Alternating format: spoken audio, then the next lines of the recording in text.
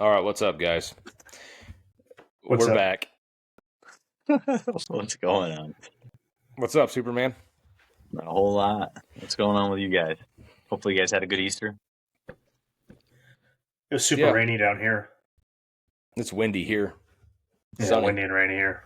Yeah. Snowing up there, No, John? sunny No? and windy today. Yeah, we're Right. officially in springtime now. We're hitting 30s and 60s.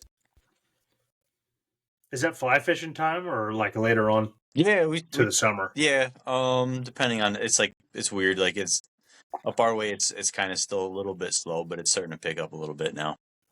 But usually Yeah. May is usually the banger month. Were those photos and that video from yesterday? Yeah. Yep. From yesterday, fishing Yep. yesterday? Okay. Yep. Is that local to you, or you got a big drive for that? Is that like that a was like 30 day trip? That was like 30 minutes. Okay. Yeah. That's cool. Yeah, that's the closest wild stream we have to me. And then Okay. an hour drive I can get to the Delaware River, which is like the mecca of East Coast or this side of the Mississippi for trout fishing. Like it's okay. It's a banger river. Yeah.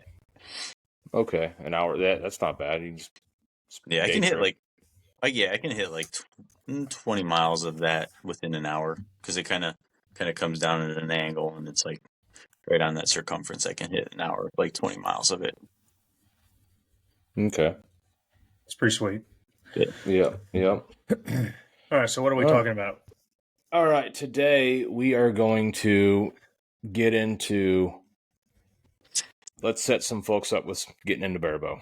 Getting a lot of questions lately about risers and limbs, and somebody's getting out of trad or coming from compound and they just want to play barebow with Superman here. And what do they need to get? So let's set them up. Let's go with risers. Right.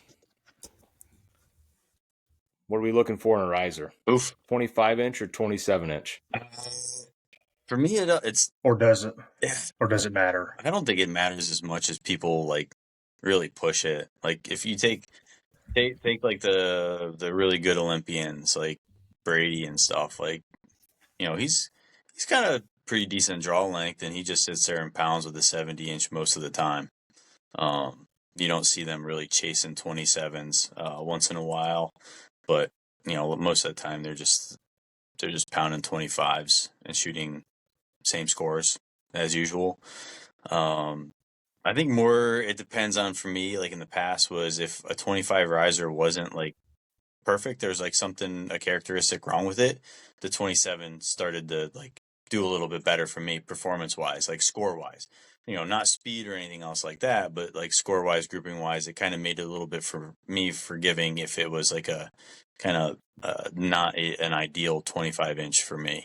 But right, some of my best scores have almost all my best scores came with the like the old 25 Epic, Hoyt Epic, or like the Spigarelli Barebows, and they were all 25s. Right. Yeah, it seems like there's a trend. Well, not so much anymore, but there definitely was a trend towards 29s and a lot of people even are a 31 and like short limbs. Right. Because theoretically, I guess it'd be a little bit better because like everything's the weight's distributed a little bit more, so it's a little harder to kind of like rotate it or torque it or whatnot. But that's just theory, and a lot of times theory doesn't actually work out to be reality, and then they just end up chasing like a phantom score, like, and then they're just sitting there shooting the same scores as they always have. Yeah, right, with a big expensive riser. Yeah. So basically, maybe if a guy, if somebody was pretty tall, maybe they would, if they find a 27 inch. But other than that, we'd make that up in limb length. So pretty much just pick something you like in a 25 inch, probably get you going. Yeah, until you develop. Yeah, it's and the other thing, I like, if you're just getting into it and you're not sure if you're gonna like stick with it or whatnot, the safe bet is always 25 and longs. because they always have, pretty good resale value because that's the most sought after dimensions. So it's always Yeah. easier to dump or find a used set of long limbs or a 25 riser. Right. The weird ones, like say you buy a $700 set of brand new medium limbs, there's a good chance you're gonna have to sell them things for $300 because not many people are chasing a medium limb. Where the long limb you could probably still get $450 for a halfway decent used set and sell it a lot quicker. Yep, I agree. Would you somebody getting into it maybe doesn't want to spend, $800-900 on a riser, but they're open to, $400 or $500. Are you buying a new $400 or $500 riser? Or are you cruising some classifieds and buying a flagship from a few years ago? It depends. If I have the option of like testing stuff, I'll always test something first to see if I like it.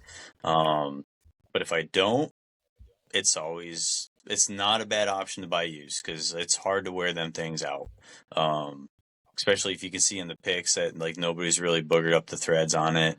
You can tell if people had them strung and they're trying to back out or wind in the tiller bolts. You can see kind of like it's messed up a little bit on the bolt head because they're just like trying to really torque on it. But if everything looks pretty clean, it's always it's an easier, safer bet to try to find a good used one because you can find them things like say an $800 riser. Usually, you can find them good used for $500 to $600. Yeah, if they're pretty mint and they're like still current, like $600. But if you're like looking for the older stuff and half price, it's you're basically buying a $800 riser for $400, and there's like usually no drawbacks to that at all. Yeah, I sold a 27-inch GT last year with the stainless and aluminum weight for $450 shipped. That was a good deal for somebody. Yeah, not for you. Yeah, it's fine. I was trying to recoup money. Had a big trip, and I had enough of the risers. So hold on just a second. So you're not supposed to have your bow strung when you're turning the tiller bolts? Ideally, you're not. There are some Okay. risers that can take it for an extended period of time, and there's some risers that you cannot absolutely do that ever. I know the finer thread bolts, like Spigarelli's, you might be able to get away with it once in a while, but if you're starting to shoot poundage, you got to unstring that thing all the time because that will just chew through the threads pretty fast. Some of the Hoyts, I could still get away with doing it because it's got the thicker, coarser thread, but you got to be really careful. If it's not easy, don't unstring it. Yeah. Unstring it. Okay. If I make big adjustments, I unstring them. If I'm just doing like quarter turns or something, I crank on them. But yeah, like not all aluminum is created equal. Right. Same thing with all filler bolts aren't created equal. Some is real crappy. They're not the best stainless steel, and some of them are really good. And if you run into a really good stainless and like kind of a 6,000, maybe a 6,000 aluminum, you might dig into the aluminum, especially if they're like fine thread. You can dig into them pretty easy. Yeah, it galls up real bad. Oh, good to know. When are you upgrading a riser? Say somebody gets into something entry level, and they're shooting. At what point do you think they can justify upgrading? So if you're, let me add on to that. If you're in the mid state, like in the mid level, like say you did go out and buy a $450 riser, a new one, and you're in that range, most of the time there's really no need. There's no need to upgrade. Right. Like in the past, I've shot like the Hoyt Arcos. Fine riser. I could be okay with that, shooting that forever. And that was like a $400, $450 riser. The Spigarelli Barebows at like back in the day when I shot them, they were like $400 or $350 to $400, and they were perfectly fine. That could easily be your end all be all riser if you wanted. For the beginner stuff, you got to be careful when you get the real cheap stuff. Most of the time they're forged, so they're not like, a lot of them aren't super strong. They're not built for poundage. How many times have we seen someone post a picture of them snapped in half? They're shooting like 30, sometimes 35 pounds, but like 40 pounds, you start to get it's a little sketchy on that real cheap stuff. So most of the time I try to get people to stay away from the cheap stuff, just because you never know. But if you're going to be in that, like, the super light poundage range, then it's not really that big of a deal. But I would say the time to upgrade is when you're starting to shoot pretty good and you think you're going to stick with it. Right. You're just getting bells and whistles and cool colors and whatever. You just like it. Yep. So any good riser, we'd say, is going to have the ability, you're going to be able to change your grip on it. Yep. You can choose, you go to like a Jaeger or an Arcor. What's the safe bet on a grip, Well, do we want to get into like what you're looking for in a riser? Like feel wise, or like, because you got like some super stiff ones, like you got some. Yeah, let's do that. Let's go back. Yep. Let's do that. So something like a Gilo, any of their GTs, anything with the big adjustable pockets is going to be, feel much different than, say, like an Exceed, and then it's going to feel different from like a CD, and then on down. So why don't you speak to that and walk somebody through? They're not sure if they like a harsh, stiff riser or soft riser. Yeah, I would say, like, so the safe bet is if you're prone to like tennis elbow, or any kind of like injuries in the shoulder. If you got like an old injury that flares up once in a while with repeatable use, I would stick with a softer feeling riser. I know the Hoyt lineup's pretty decent. Like, I would stick with, like, if you're gonna go formula, go with the XD, or if you're going with the ILF, go with like a GMX or something along those lines. Or if you're gonna go with the Gilo, most of those are they're on the softer, damper feelings, or like the Spigarelli for the most part. They use like a 6,000 aluminum, so they're pretty mild on the shot reaction as well. Right. And then you got other people that really like stiff feedback. A CD will provide that pretty stiff feedback. The Hoyt Exceed will provide that stiff feedback. You're gonna feel a shot. Like, a lot of people like that, and a lot of people don't. That's like a personal preference. Me, I like the soft feeling riser. Yeah, same here. Yep, same here. What? Well, Matt, have you ever shot the Exceed? Yeah, I did. And actually, that's what I was going to say is, so I shot a super stiff riser, which was that CD 25, but I shot it with Uka limbs on it. So some super soft limbs that just don't, they're just a lot different than a traditional limb, I guess, but a lot softer shooting. So and I got the 25 Exceed, and I just didn't like the feel of it. And I had those Velos limbs on it, and it was a 25, and never did like it at all, really. I think I may have shot that bow like 5 or 6 times, and then I got your blue one for a little while in a 27. Definitely felt better, but it was still a much more harsh shot than what I was used to. So I never could really get it. And the first time I shot that XD with the axial limbs was another smooth shot for me, a softer shot, much softer shot. So I've kind of just went that way ever since. But I bet if I would have had that CD with like some win and win limbs, or a more harsh limb anyway, You'd feel I like probably would not have liked it. Yeah, I probably wouldn't have liked it at all. So, and the only limbs I shot that Hoyt 25 Exceed with was those Velos limbs, which I only had that one set, so I don't really, I didn't put them on anything else to see what I thought, but yeah. I just kind of scratched that whole setup that I had right there, and I still shot it pretty decent. It just it wasn't my favorite. Like, honestly, that XD has been my favorite probably so far. Yeah, and that's what you get with your personal preference. Like, you're not going to really know what you really like until you shoot both. Like, if you're just experienced with one, you're not going to know. But if you do get your hands on both ends of the spectrum, you can get a better feel on what you're looking for personally. Yep. to try to find, and also, I all the top end risers are going to have bushings kind of all over the place. Yeah, Some of these mid grade, you don't have to low worry. grade For the most don't. part, you don't have to worry about like lateral limb adjustment systems on a riser. Almost all of them have them. Even the Yeah. cheap ones have them. Like I think even like the Sages and stuff have them. Like most everyone's got it. Yeah. So that's something you don't really have to worry about anymore.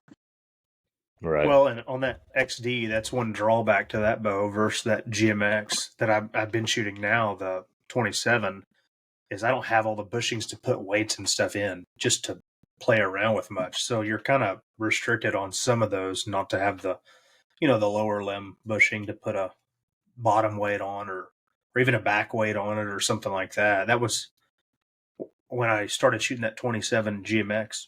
Having all those little things was kind of nice because I was really able to kind of dial that in a bit. Yeah, and what Matt's talking about is on like the GMX, you have top bushing on the front facing of the riser, and on the bottom you have two options. You have one just below the grip, and then one towards the bottom of the riser, the end of the riser. Where like the XD, you just have like just one right underneath the grip, and then you have one little one in the back behind that front one. So you're only limited on two spots. Some you have the options on like the formulas. You can put weights like on the limbs themselves. But yeah, I always felt a little weird doing that. yeah. I don't know why. I just didn't ever want to put very much on there. I'm sure it would probably be fine, but Yeah. I don't know. I just didn't. I just never did do it. Yeah. Didn't want to hang 14 ounces off on your limb. Yeah. Yeah. So, all right. What are we looking for in grip? And I know grips get very kind of personal Yeah, preference, but sure. if somebody doesn't have a clue, right, and they're just coming from something, maybe the factory grips. Some factory grips are pretty decent. I don't know of really anybody anymore that shoots a factory grip. Everybody at some point changes it. Can you speak to, I know what you're looking for. You're looking for the JD3 grip, but what should somebody be looking for in a grip? Yeah, there's a lot out there that I don't know, they like a rounded grip. Me personally, I like a flat spot on the grip. I don't have one on here. But like a flat spot, so I can push the flat part of my hand, and I can push that flat spot right towards the target. I don't like that one that can just sit there and rotate and pivot. If I find one that rotates and pivot, I find that a lot easier to just torque it on the shot and have the riser like twist a little bit. I like it something a little bit more predictable where I can force it like straight towards the target. So I'm looking for something with a little bit of flat spot. Me, I like a slightly wider flat spot because I think it's easier for me to push a wider flat spot straight than it is like a narrow flat spot straight. So that's what I'm looking for. Some people, it's weird. They like that old style ball grip that's just a big round mound on that thing, and that thing just fits in there kind of weird like a trailer hitch. But some people like that. Yeah, I've got one of those Gilo ball grips I've had, and it's very interesting to shoot with that. It's weird. You shoot with I your don't mouth. know. You shoot with your mouth open when you shoot that, or is it closed? Oh shit! What's you get. What do you guys shooting it? What do you guys look for in a grip? I don't like I like the Arcor Master. Yeah, I do. I like the Arcor Master, but no idea. He's got like 4,000 grips that he plays with 13 times a day. And then there's no way you know what grip you like. Let's just be honest. It's a medium. It's a modified Arcor Master. It's got the plane. The grip plane is a lot like Demmer's, the JD3 grip, but I make it a little bit less angled. A little bit it's more. Angled the opposite, it's angled backwards. Yeah, to like the right slopes in if you're a right-handed shooter. Yeah, right-handed. Yep. And I take a little bit of that off, and then I make it narrower. Just for a Gilo, the master for a Gilo is wider than a master for a Hoyt, and I like the thinness of a Hoyt riser to the grip area, so I try to make that so I modify the hell out of it. But Yeah, same thing. I'm looking for something flat and that's very neutral feeling. Yeah. Do you have the ridge on that Master or no? No. The ridge goes, and then I end up roughing it up, and I actually glue like 220 grip sandpaper onto it. Okay. So I've went back and forth on a bunch of different grips, mainly just the super low because I've shot a longbow a lot, and it was just more comfortable for me whenever I started out. And I Mm-hmm. started with no grip, really, and then I went to a low, and then I've really actually settled on the JD3 grip. Actually, the only thing I would change about it is it being a touch narrower. I'm just not. I just don't want to jack with it because it works well now. But as far as repeatability, that's been the best thing for me to be able to do. That little ridge actually does seem to help. Yeah. But other than that, the grip sucks. Yeah. Especially the name. So the other thing you got to keep in mind when it comes to grips is where you live, where you shoot, where you're going to be shooting. I'm in a very humid environment, so it doesn't matter really what temperature it is. It could be 30 outside. Most of the time, we're in the 60 to 90% humidity, and it doesn't matter if it's springtime, summertime, fall time, wintertime. Like we're humid most of the time. And so you need something that's going to be a little sticky. I don't like, and this is probably the reason why you put your sandpaper on. I can't shoot anything slick. Like if No, either can I. as soon as as soon as I start shooting for a little bit, the hand gets a little clammy because it's humid out, and then your hands just start sliding. Just you're like choking the top part of your riser with it's just sliding up. So I like a little bit like I like Paul's grips, Jaegers, because they got that rubber. So I don't put a sandpaper on there. But when it's super humid out, I'll have to dig out the rosin and put just a Yep. little bit of rosin on my hand once in a while, and it's just like it like welds. It doesn't move. So that's something Right. you got to consider. That's the hard part with all the plastic ones. I've tried plastic without the sandpaper. I tried plastic ones with like the checkering in it, and none of that Yeah. does anything when it comes to humidity. Right. For a while, in 22, all that year and going down in Birmingham for the World Games, it was crazy hot. I was using the factory wood Gilo grip, and I was modified, but I took a rasp to it, a round rasp, and used the corner of it, and I roughed the grip surface up pretty hard, and that was actually really good for wood. Aside from all the blood. No, it was good. It wasn't. I don't like the sandpaper when the sandpaper's new. Yeah. Like when you use it for a week or two and it kind of gets grimy, then it's perfect. It's got enough give, but it's not. You don't slide. And the wood was kind of that way, but the problem with the wood is every time it kind of dulls off, then you got to hit it with the rasp again, and it just kind of changes over the period of time. So I've gotten away from that, but yeah, then everybody's got, you have a choice: low, medium, and high wrist. Demmer, your grip is like a hybrid low medium, right? It's a Yeah, little lower it's than a medium. yeah. I guess it all depends on what riser it's getting put on. Um, Yeah. some of the mediums, if you put it on a certain riser, it's not really a medium. It'll be like it'll either be a medium low or medium high. Um, but Okay. I like a medium because like if I'm shooting field, when you start crawling like way hot, like you're against the knock and you're coming, sometimes you're coming like 2 inches down the string. It really changes the pressure on your hand. So like Mm-hmm. if I'm just shooting nothing but 50 meters, I can shoot a high, no problem. And that's probably what I would prefer if I'm shooting against the knock most of the time. But as soon as I start crawling down, it starts changing that pivot in your hand and you really feel it. By the time you get to your like 2 inch crawl, like you're feeling like you're healing the bow.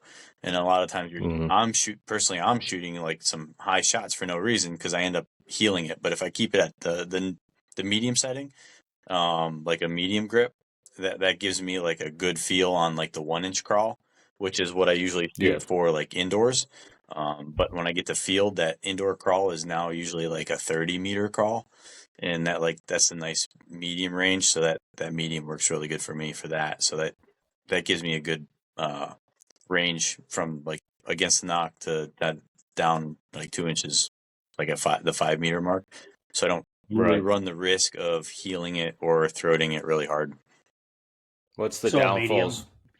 What's the downfalls to like somebody's coming from compound and it's low risk, right? And they're like, well, I'm just going to take it off. Like, Matt, you used to do this. You just wrap your riser, and I know that if I shoot like a low wrist, you get a lot of tension in your arm, anyways. I don't like a low wrist. Yeah, well, Matt, why'd you switch from no grip to a medium grip? So, for exactly what you were saying, actually, is I'll end up heeling the bow too much, and I would get like unexplained highs all the time, and it also just taping up the grip. It was just not super consistent. That was my main reason in switching. But I did switch to a low, like an R-core low, and I shot it okay, but I had to ground a bunch on it, and I really messed it up. And then I ended up shooting Jeremiah's bow one day, and it had your grip on there. It was comfortable. I like the throat skinny. I don't know. It was just a little more repeatable, I guess. Yeah. But I didn't switch for any specific reason other than just getting the unexplained highs. So I'm sure that's what I was doing. When I would crawl lower or something, or whatever, I would end up heeling the bow too much. So I don't have to think about that much anymore. It's just kind of where it is. The medium puts you in a different position altogether anyway. All right. So pretty much, if anybody doesn't know, just find something in a medium. Yeah, that's going to probably be the best bet. Yeah, that's a safe bet. The one thing with the compound, it's hard because like if you're dead set on like a compounder coming in, that's something you'll have to probably readjust your thinking a little bit because compound, you never change anything. Like it's always the same. It doesn't matter if you're shooting, a target 2 yards in front of your feet or 101 yards. Like your anchor might change. Might have to change for this extreme far stuff if you're shooting really light poundage, but most everything is the grip is always the same. That never changes no matter what distance you're shooting. An anchor usually never changes unless you have to do something extreme. So you always have the same angles. So compound, most of the time they do with the torque free grip, real skinny, real low, real standard stuff, but it's a little bit different. Instead of anchoring here, now you're a little bit higher up for the most part, so that's going to change the grip pressure, the way the bow wants the way the angle, the pressure is hitting your hand, all that changes. And I can't shoot a low grip no matter what I do when it comes to recurve archery, because I'm susceptible to carpal tunnel. So if I shoot a low grip for any extended period of time, like 2 days, I start getting a lot of wrist pain. Okay. Yep. Old man stuff. I wish it was old man stuff. I've had it since I was a kid. Oh, dang. Like all my recurves I have, like the old wooden ones, are all like a medium grip. I tried low ones, and that's why I never shot the old Martin longbow very long. All right, that pretty well wraps us on, I'd say, on risers. It's hard to go wrong with any flagship that's a few years old. I mean, you can't go wrong, especially if you don't know what you're looking for. Just pick something, pick a cool color, and go with it. Most of the time, you just pick what like appeals to your eye. Most of the time, it's not going to be bad. There's going to be you're more likely to have a rare instance where it's not going to be a good fit for you. Most of the time, it's good. It's good enough, and you're never going to personally find the exceptional one for you without trying a bunch of stuff. And sometimes that exceptional one, it really isn't going to make a difference in your performance. Sometimes it will, but most of the time it won't. Right. All right. Limbs. What's next? Limbs. Short, mediums, longs. Well, yeah, personally, I'm longs. Safe for bet. Sure. That's a safe bet, longs. Like we said before, like resale value, the longs are going to be easiest to find and easiest to resell. And yeah, just even for that. Unless you're super short and you have a hard time getting distance, but for like a normal draw length, like the difference between a medium and a long really isn't going to be that much for you downrange.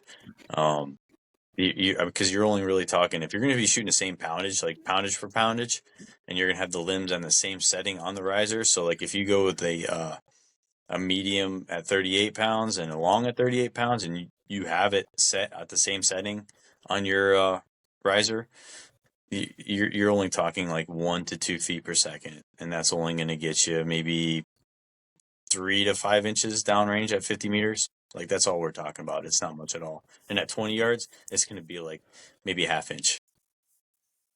Right. Would you change that if you're a short draw or like a young lady, young man getting into it? Yeah, maybe if you're on the extreme, like if you got like a 25-inch draw, a lot of the Korean women for the Olympic side are still shooting longs, and a lot of them are in that 26 to 28-inch draw length. So they're still, most of them are still shooting 70-inch bows. It's more of a rare thing to find like a shorter one than it is anything else. Gotcha. Okay. And then what would you say for like an average woman getting into barebow draw weight? Ideally find some, like if you can, I would test, like see what you can hold. On the compound side, to give you a cross reference, there's a lot of compound shooters that are like shooting like 60 to 70 pounds on their performance bows. And a lot of times they think they can shoot, 50 to 60 pounds with the recurve. It's not usually the case. I mean, there are the rare ones that can, but most of the time I just say try 40, start with 40. If you're shooting 70-pound compound, try 40 and work your way from there. See what you can comfortably hold and maintain. Like you have to be able to maintain it and not shake. For a woman? 40 for a woman? No, that's coming from the compound side, like to give a compound cross reference. Yeah. I don't know if I want to jump into that pigeonholing what a woman can do thing. All right, so the average person, so if you're somebody's getting into barebow, if you're just getting into barebow, I would say, and you're on. So this is where I would like deviate a little bit from the riser. The riser, I would suggest never go cheap. For the limbs, this is where I would suggest to go cheap. Go with like an entry limb on a main brand, or go with like a Winners or like a WNS or like a Galaxy, something like that. Or go with something on like the Lancaster line. If you're getting your stuff from Lancaster, go with like the bronze or the silver limbs that they offer. Go something cheap, because chances are there's a much higher chance that you're going to run into on your riser, your end riser right off the bat. But the limbs, that's never going to be the limb that you're going to finish with. They're always just this. It's going to be your starting limb. It's usually never your end game on your limbs. I would go with, and it's never even if you're like super masculine man, it's never a bad thing to have a set of training limbs, especially when you're trying to change your form or work on some kind of mechanical thing. Yeah, the silver stars are 130 on Lancaster, bronze stars are 100 on Lancaster. Yeah, and because you're never going to ask them to do too much on your starting limb. So like I would suggest to go with like even 20s to 20 something to 20 to 30 pound range, and worst case, it's going to be your training tool. It's going to be something that you're going to work on in the off season or work in the beginning to work on mechanics, because you'll get a better foundation built with something that you can handle relatively easy, so you can work on things that are going to benefit you long term. Yeah, I'd say the quickest way to problems is going to be having a setup that's too heavy. Oh yeah. And as far as like quality limbs and whatnot, Jeremiah won Vegas with like some 28-pound cartel limbs that were $99. Yeah. So, and there's like the WNS brand. I'm on Lancaster right now. There's 100, 130. I mean, there's tons of super cheap options that any one of us could shoot and be perfectly fine with. Yep. I had Yeah. a set of Everest Pros for a couple of years that were 30 pounds. That's an old win-win limb, and they shot them just fine. I picked them up. Right. I think I picked them up for like $150 or $200 a long time ago. And when I got hurt, like it was good. They were only 30 pounds, but when I got hurt, so they were never my go-to limb. But when I got hurt, I shot them for 1 or 2 months and won indoor nats with those. You know, a super light poundage because that's what I had. You know, that's what you have to do sometimes. And their price point for the most part isn't going to give you a superior score. So it was what right. I'm trying to say. What when is it time to upgrade? Speaking to that. Whenever you're comfortably moving out of poundage, and your scores are coming together and you're moving out of poundage.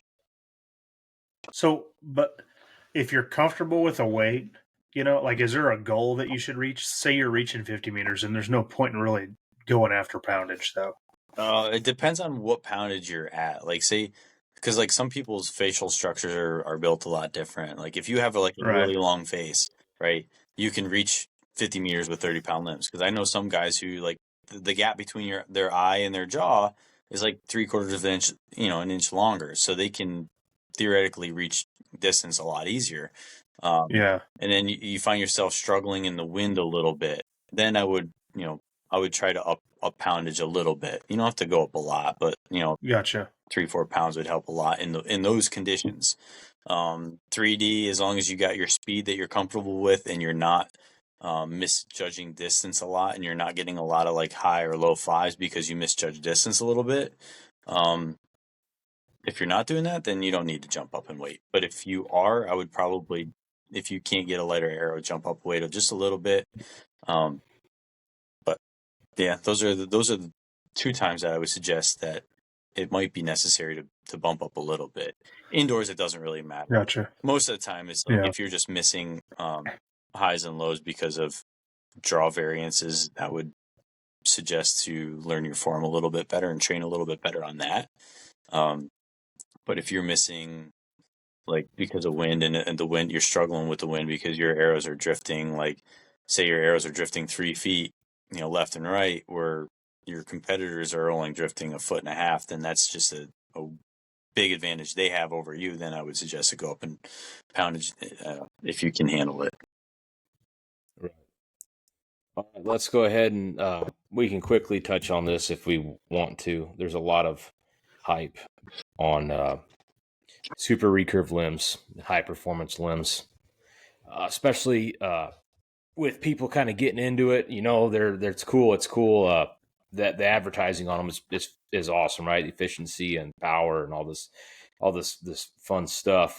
But the one thing you do notice if you look at the top guys, nobody's really shooting them, and they've all tried them.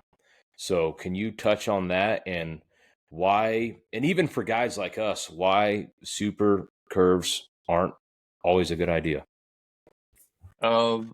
So I would suggest they're a good idea if for like a discipline like 3D where everything's unknown and you have a hard time judging yardage. That extra speed will help in that aspect. But other than that, I don't think there really is that much of an advantage. It's kind of weird. I've tested them, you know, a long time ago, and yeah, I know limbs change a little bit, but the characteristics in those limbs, for the most part, don't really change. The problem with like the super curve stuff, and maybe they can fix it down the road. They haven't fixed it yet, but the tiller changes at a much faster pace than like a normal set of limbs. Like say like if I make a 1-inch crawl on my string where my bow is like tuned at the knock, the change in tiller on a super recurve is going to change faster. You'll notice when someone shoots, and like if they shoot their tuned distance, like say they're shooting a tuned at like a no crawl, right? And they shoot, and you watch their string, their nocks, it's just going to vibrate back and forth. It's not going to have any up and down play. But if they come down to like a 5 meter crawl, say whatever they're crawling 2 inches, and they shoot, you'll see that vibration in the string, but you'll see that knock bounce up and down because that tiller's changed a lot on those super curves. So you'll see that up and down play a lot more. Where like a traditional limb, it might play just a smidge. So you'll see that bounce a lot more on the super curve. So you have that tendency, if you screw up your finger tension, like you put a little bit too much on your bottom, that arrow when you let go is gonna want to go up high. So you might get a little bit more high and lows because of finger tension. Because that a little bit on that tension, you can the super curve ones. If you pull back and you fiddle with your fingers, you can actually watch those tips bounce. Where the Velos, like a Velos, like one of my favorite limbs ever, if you did that, you really wouldn't notice the limbs move as much, but you would on a super recurve. You'll see them like the Hex 7s and stuff. You'll see them, bounce a lot more. So you got to be really, really on point on your form, and you have to be a pretty good arrow tuner for that, to try to knock that down as much as possible.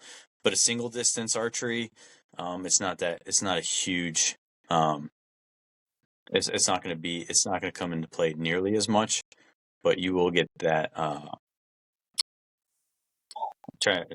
else to word it?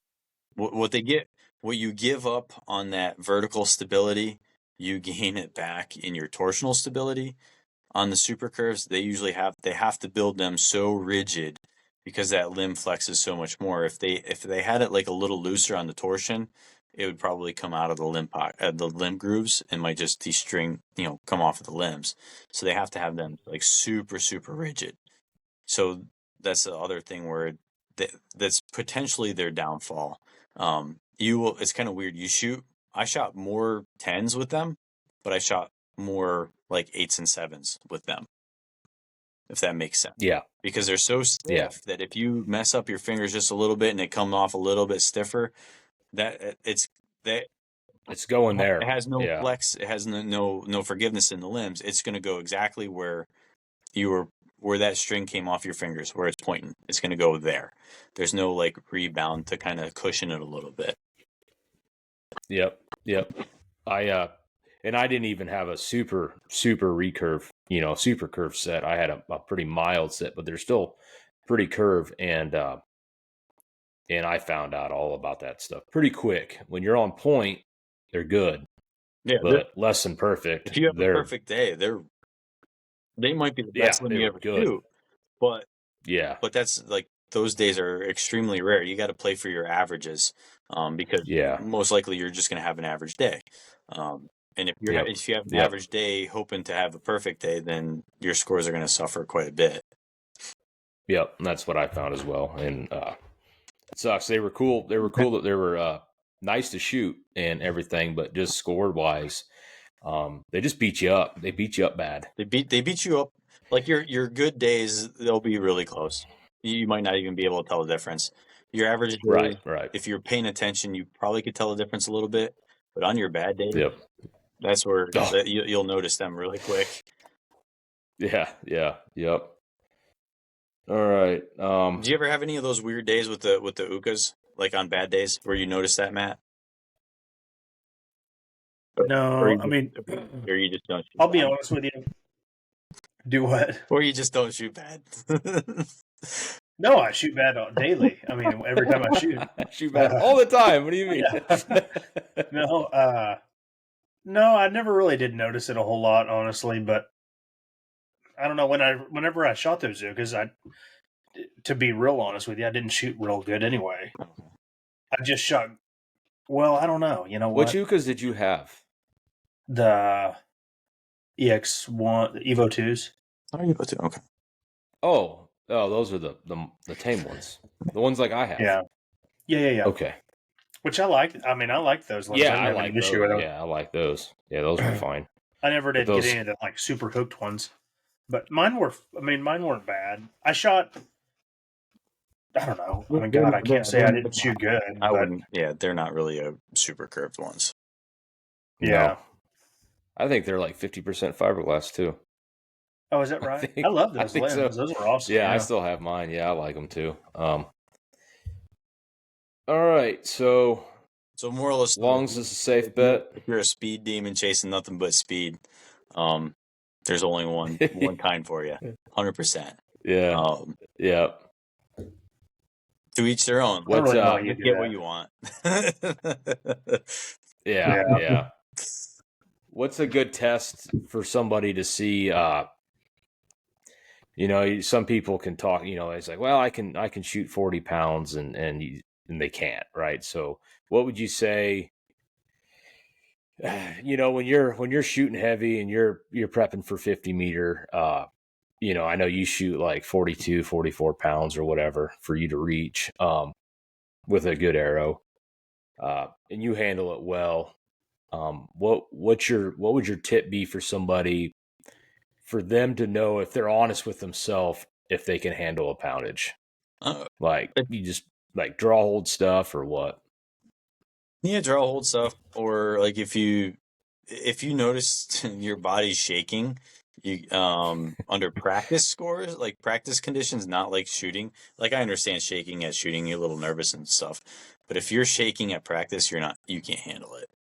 It's okay. Right. Back down. Right. A lot of times, if your float's nice and steady, then you're probably good to go.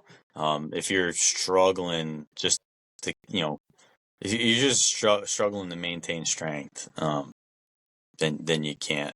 You could do training and stuff like draw holds, to try to get that back. But it's one of those things you have to just be super honest with yourself. Right. And nobody cares if you're shooting a 32-pound bow versus a 40-pound bow. I don't. I don't even shoot a 40-pound if you're bow. handling it well, nobody's even going to know. Yeah, like you said, right? Yeah, Like, who cares? Like Big Daddy Jeremiah, man. If he's shooting 30 pounds, nobody cares. Still pounding. Yeah, no, I don't care. He's got super soft fingers. That's why he can get by with that, though. Ladylike fingers. Baby, all right. baby face and dish pin. Yeah. All right, so there's some limbs. Let's roll into some accessories. Let's go with rests. What are you setting up for rests? The safe one is always like a side to side, like like an AAE Elite or like the old classics Big ZT or something of those sorts. Those are the safest bets you can have. They're the ones that you're going to run into the least amount of tuning issues or thinking about your tune. I mean, they're just pretty much straightforward. The rest, like a ZT, where you have a bunch of bolts and stuff, you have to be a little bit more cognizant on how you're setting it up for the tension of the bolts. So you want it just weak enough where the flipper moves freely, but you don't want it super weak where the bolts are gonna back out on you. Those are that's a safe bet. Like anybody asks for a rest, that's usually where I put them to a safe side to side. And yeah, that went down is that rabbit hole. Yeah, and that ZT is $35 on Lancaster still. And they still have cheap ones like old like Avalons and stuff, or basically the same thing. Yeah, Avalon Classic is $20 and it looks identical. Yeah. The one caution to that is that set screw that locks the wire in it's threaded into the aluminum bushing. Do not over tighten that. No, because it will strip. Yeah, anything on that side, that kind of just be gentle. Like the block, even like the block on the AAE is going to be a little bit thicker. You can manhandle them a little bit more, but you never want to. I mean, like just always keep in mind you're screwing a stainless bolt into a small block of aluminum. So and there's very, very small fine threads. You're going to strip them pretty easy. If you're always worried about them backing out, throw just a small drop of like blue Loctite just just snug them up a little bit, and then you should be fine forever, especially like on the ZT. And then just that little bit of blue Loctite, you can always back them out no problem if you got to change the wire or something. Right. You run Elite pretty much, don't you, John? Most of the time, I still got some, like if I'm struggling with the tune or something, I'll throw the Spig ZT back on it just to see if that's gonna make a difference or not. But I still have some old Spig ZTs. You run into a wire issue with arrow bounce on those two rests? No. Or at that point, do you go to a different rest when you're worried about that? So like a lot for mainly 3D and field. Like some of them were like the Spig ZT wire, that housing and stuff has like a little bit more flex than the AAE. The AAE is a little bit stiffer. So if I'm having like a small issue with tune, I'll swap the rests out to see if it might be like an arrow bounce issue. But usually I run my knock height high enough on those two rests that I don't really get that much of a bounce anymore. Like back in my up off there. Yeah, back in my early days, I did where I would murder the short distance stuff, so I couldn't crawl all the way down. But now I have the knock set just a little bit higher up, and it hasn't had really that issue. Some people run into like this big ZT wire. They say they break pretty easy, but I think those are the people that are just not running a high enough knock point, and they're just smoking the wire on the short crawls where it's just like trying to slam the arrow down on the rest. Right. Like I've never broke a wire on my ZT ever. Yeah. Yep. I have only like a year on a ZT because then I started stripping those bushings and I moved away and went to a sniper then and I haven't gone backwards. Yeah, you went totally backwards. Just I'm going to take this perfect thing and just buy a crappy one. Right. Well, mister, when you start shooting 5-meter shots, you come talk to me about arrow bounce. I don't need to shoot 5 meters. Okay, then. Yeah, when it comes to field, you might have that issue where you do get a little bit more arrow bounce when you're crawling to a whole bunch of different ones.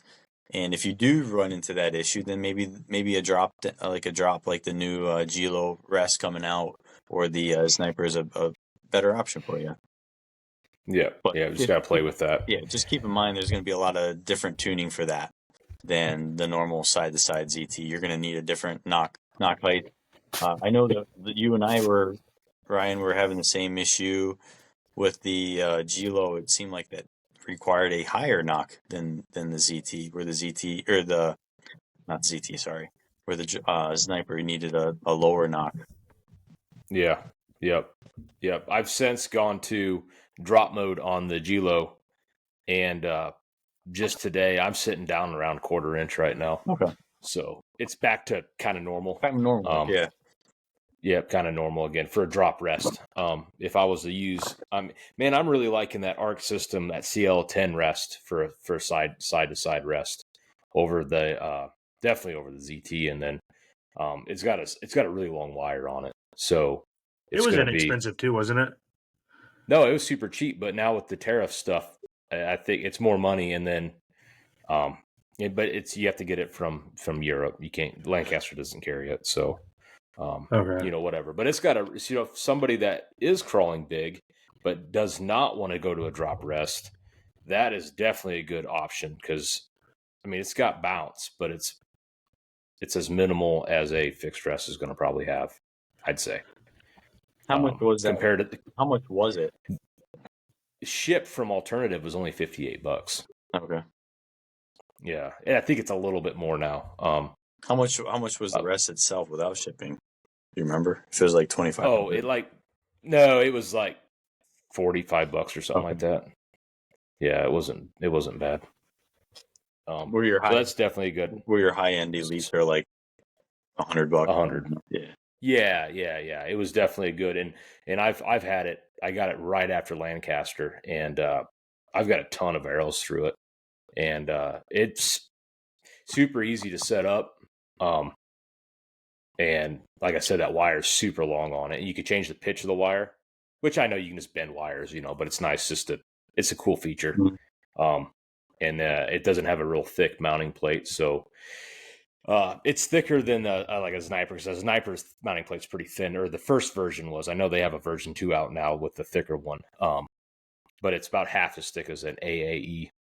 The original Free Flight was super thick. It's about half that thickness, so it's kind of nice for pushing center shot and stuff like that. So that's a rest that I've just been telling everybody to get if they're in the market for a new rest or just getting a rest like that. I say, man, get that one. That one's sweet. That could be your end all be all rest. Easy. Is that thing loaded with bolts, or is it just a couple? No, it's super simple. It's got and it's hard to super simple, very simple. It's like that's the downfall of the Z2 is there's like something like 5 bolts in it. Yeah, it's I'll pull it up real quick so I can speak to it better. Yeah, the ZT had it had at least 4 because it had a front and back for the wire, and then it had 2 on the block to lock the bottom and the top of the arms. I've never had an issue with those AAE Elites bolts coming out or anything, but there's a lot going on with that thing for sure. There's a bunch on it. I don't know. There's more than 5. I feel like. Yeah, there's one. Yeah, one to lock the side to side on the block. There's one for the wire, and then there's 2 to set. I think there's at least one to set the wire in position. But those are longer. They have like that bigger block, so they have the set screws are longer. Where the ones where you're locking the wire on, like the ZT, are they got just a minimal amount of aluminum to lock that set screw on. And I want to say the AE does throw like a little like blue Loctite or something similar that keep it from kind of stripping out easy or backing out easy. Right. So the ARC system it's got one long screw that locks the wire into like a brass bushing housing. And then that screw's long enough it sticks out of the back towards the archer, and that'll be what the magnet. Okay. That's the sensitivity for the magnet, okay? And then you go to the right side of the riser, the opposite of the mounting. You have a set screw that'll go in and out for the, I guess, the tension of the magnet. Oh, the tension. Yep. So you can push it to make it, softer, whatever. And then you have a set screw that locks that brass bushing in the housing itself, which you don't ever have to mess with. And then it's 2 screws that lock that housing onto the mounting plate.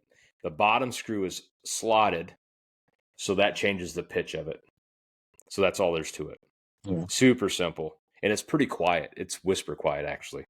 If you have it on pretty sensitive with the magnets, it rattles just a little bit. But if you like it's factory set, which is still good, it's whisper quiet. So, that's cool. Yeah, most of the side-to-side ones are kind of a little bit, they got a hum to them. Yeah, this one, yeah, especially if you have it all the way like that, the screw that locks the wire, if you have it like the rest comes to you, and then just kind of set it up and go, there's almost none. It's dead quiet. So it's pretty cool. But yeah, that's rests. And then, yeah, like you said, the drops get into a whole nother ball game. So we could tackle that some other time. What about plungers? Yeah. So I've went through a handful of those, and the biter is just easiest for me to fiddle with. That's why I use it. For no other reason than that. Yep. Yeah, they're good. They're like for a long time. They're the gold standard that back when they were like $130, I think they're like 150 now. Back when they were 130, you can run it for a couple of years. As long as you took care of it, you could resell it for like $100. Like they're just sought after. They come with depending on the model you get, they come with 2 different size pins. They come with 3 different wires, spring for the springs, 3 different tensions. They had a low, medium, and a high tension. And parts, you can easily find replacement parts, different size nuts. If you needed to move the center shot in and out, you can change out the pin length to move it in and out. Yeah, they had a whole bunch of parts that you can mix and match if you needed to. And then, you got the other ones where you can adjust center shot. I think Sniper has one. Wujek has a pretty sweet one. If you like adjusting center shot, the Wujek is by far the easiest to move your center shot. I don't even. I have one. I don't even bother with a set screw anymore. I just leave the set screw out, and I can just adjust it on the fly, like just for tuning and stuff. But if I sit there and pound all day, that thing doesn't move on you. I don't have to worry about it like rotating inside. It's got a good click system for the center shot moving out. And then has a similar click system moving the tension. But yeah, it looks huge. Is it as are they all that big? No, they got a micro one. Frank has same adjustments. I don't know. I'm looking at it. It doesn't look like it's got center shot. It looks like the barrel end or the adjustment is I would the same. imagine it would be more similar like the biter style where you don't have the center shot, and it's because that center shot adjustment needs a whole bunch of other internal parts to work properly. I think that's why that thing gets so long. Then I bet. Yeah, 100%. Because that's the AAE was the same way too. Because you can adjust the center shot with that by just loosening a couple screws, and you can just keep moving that. And that had a really long barrel on it too. But yeah, I haven't played with the micro yet. Hope to as soon as I get So that micro, the Wujek micro is like 120. The center shot one you were just talking about, that one's 200. That's got to be your most expensive plunger pretty much at this point. Yeah, I don't know how much the Whifflers are. The Whifflers do a similar thing. Like I think Whiffler has like 140. I think they're more than that. I think they're like $200. Yeah, because they have one that doesn't adjust center shot, or they used to, and then they have their new one that does do the center. Okay, there's a Barebow, and then there's an MP1 Pro and an MP1 Barebow. They're both 140. A Biter's 150 now. Okay, I don't know. There's another Whiffler, MP2 Hoyt Whiffler. MP2. That's the one everybody's probably buying. That's 180. Yeah, save your money. Yeah, so 160 for the MP2. That must be the one that's got that deal. And then a Shibuya TX is $40. That's what I had first. Yeah, me too. That would be something I would suggest to those that are just getting into it and they don't know what they're gonna do. But the safer bet is always to get something like a Biter, or I'm assuming if things progress the way they are, Whifflers or Wujek is going to be the same as Biter, where if you get one and take care of it, you could probably resell it for really close to what you paid for it, because they're both built really good. Yeah, I have to try that little baby Wujek one. But that's I handled a Sniper recently, and it had way better action than the ones I handled a few years ago. So I don't know if they've changed something recently. I had a couple of those. They were great. Like they were made very, very well.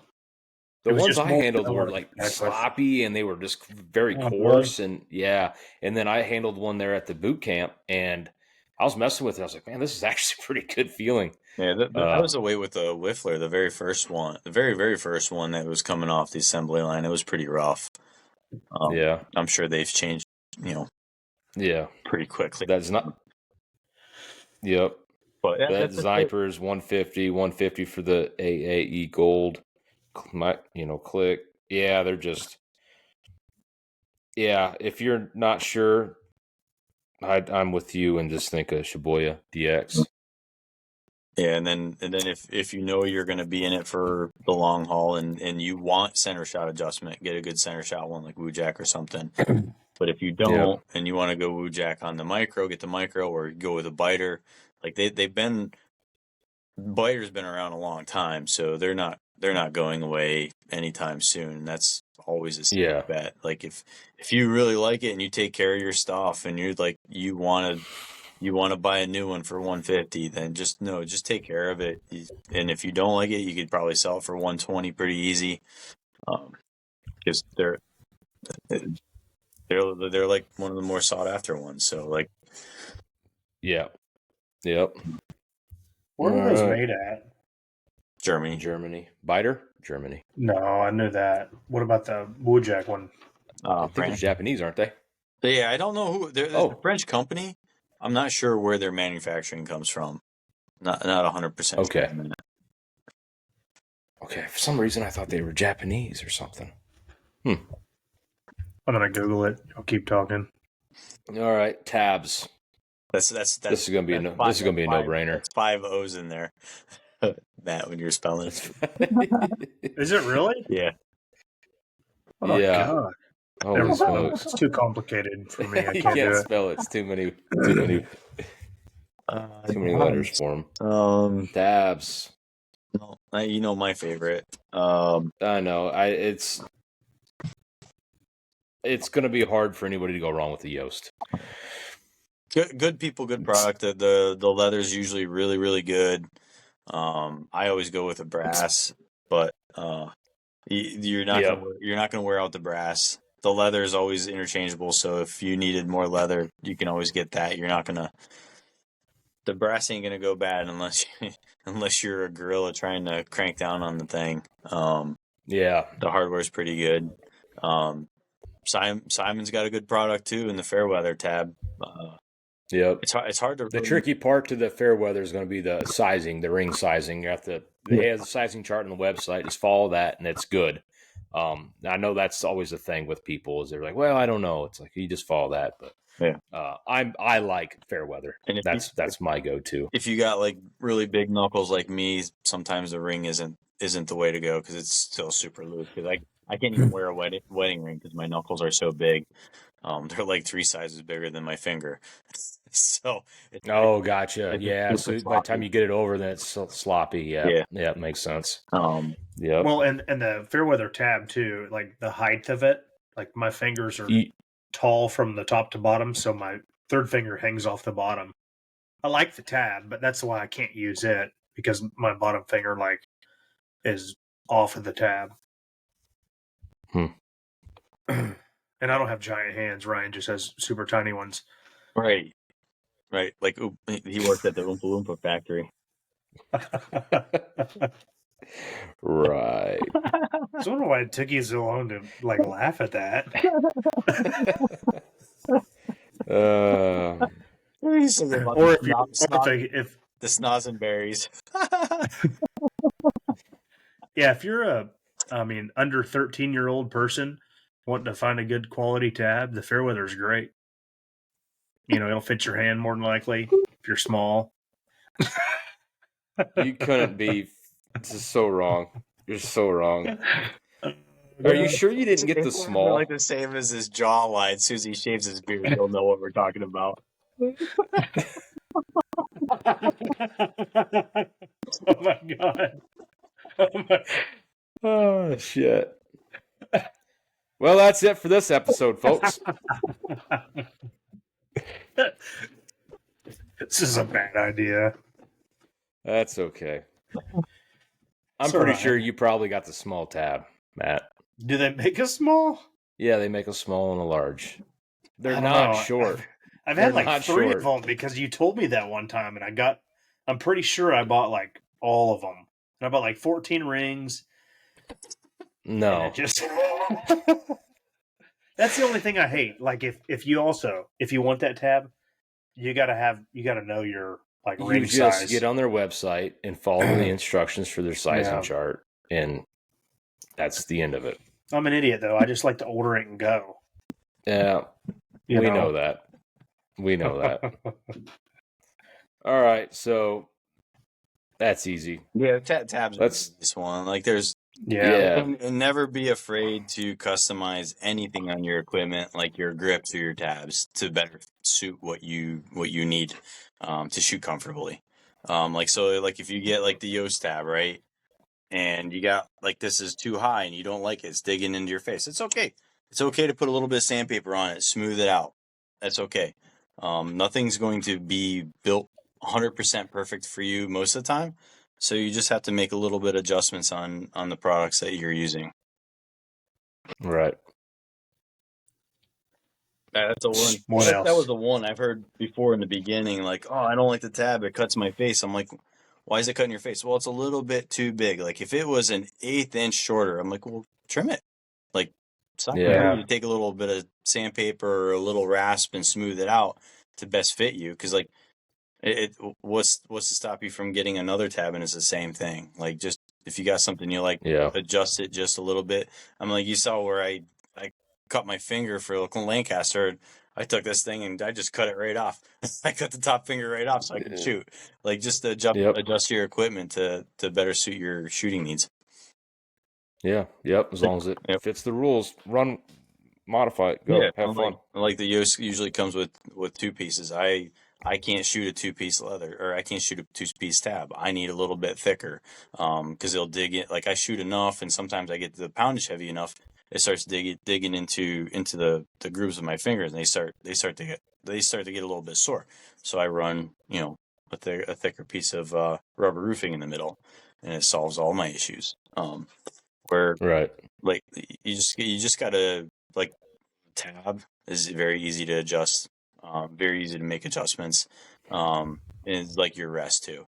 If you get a rest that you feel is really good, but it's not quite perfect, it's okay to take a little rasp to it and just shave it or shape it just to your specific needs. Those are like 2 of the most customizable things on your kit. Don't be afraid. Yep. All right, strings. This is a hard one here because there's so many options, and I think it's the easiest. I know there's so many colors. Okay. Oh, gotcha. I forget. All right. You like to look good. Yeah. Talk to me about strings. My opinion is you just need it to be. It could be a $20 string from Lancaster on the cheap rack, as long as it fits the string, fits your nocks well, and it's like the right material, like a 652 or a Fast Flight or like a 8125, something like that. You're good to go as long as the center serving is within spec and it's not ending in your eye. You're good to go. Like that's probably the most overrated thing, thought out thing. You just need it to fit good, the right length, and built well. And it's not hard. People try to overcomplicate it and sell things that doesn't really mean anything. It's the cheapest part of your kit, and it does not have to be a $50-$60 string. Just have it well made and fit. I made some ugly ones on purpose, like super ugly. I got a string hanging off of everything, and it shoots good because it fits the arrow nock perfect, and it's got the right length to it. I've even got ones that were overly twisted. They had like 50-60 twists on it, and when I unstring it, they coil up. But as soon as you put it under tension, you can see it wants to coil up, and they shoot just as good. I've shot ones with almost like no twists in it, and they shoot the same. Yeah, I agree. So what's ideal nock fit meant to you?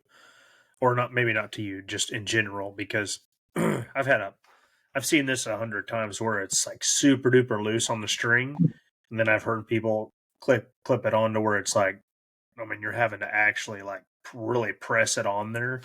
I think it depends on what nock you're using. The biter has like a more clicky, like the biter, like it has a harder click on it, and then the inside throat it's weird. It clicks on hard, but you can still spin it on your string. Where the Easton nock is more almost level, where it just clicks on and it's kind of snug. So it's kind of weird. It depends on what nock you're using, and then the boning fits hard, but the boning is kind of similar to the biter, where it snaps on, but you can still move it. Like if you get super, super picky on your nocks, I think the Eastons are hard to beat for like consistent snap and like holding it and not like wanting to go up and down. That's where it's necessary on your strings to have a top knock locator and a bottom knock locator, especially when you start crawling and stuff. It puts so much force on the arrow. It wants to slide. Think about it. If you're putting that big V in your line where you're holding on to it, the tendency of the arrow wants to go down every single time. So that's why you need those 2 knock knock points. And if you have the two and they're kind of snug, where you have a little bit, just a smidge of play, so it's not pinching off when you're pulling it back on your bigger crawls.